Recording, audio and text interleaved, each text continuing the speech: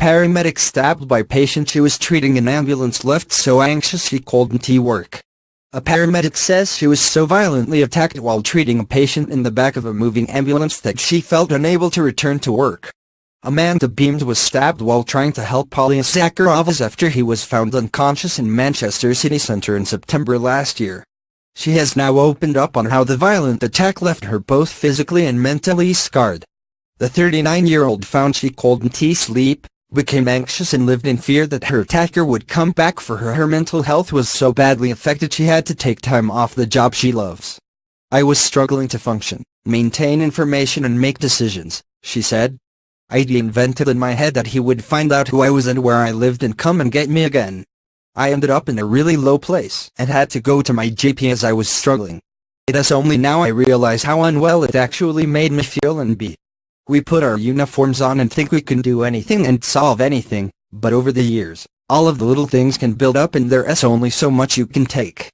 This was the one thing for me that made me realize I couldn't do it anymore." Amanda, from Barry, was with a team of paramedics taking Zakharovas to Salford Royal Hospital after fearing he had hit his head. "I was worried he may have other injuries, so we put him on a board and strapped him in," she said.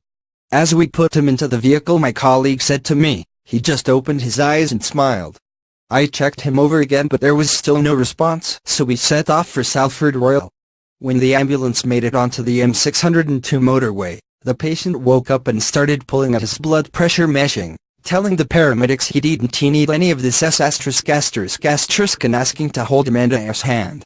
I took his hand and he started laughing, his grip changed and he grabbed my wrist. He called me a silly ambulance and started trying to pull me towards him.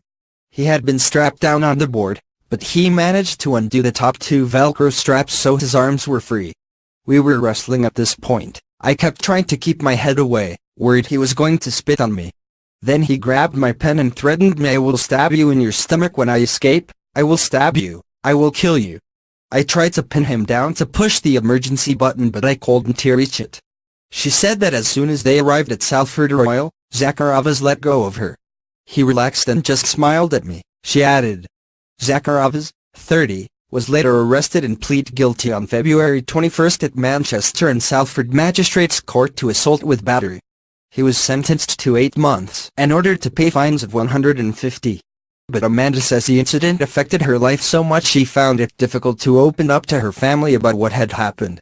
"Me and my partner have 3 older children between us, and even though they were in their late teens and 20s, you still go into parent protection mode. You don't want to tell them because you don't want them to worry.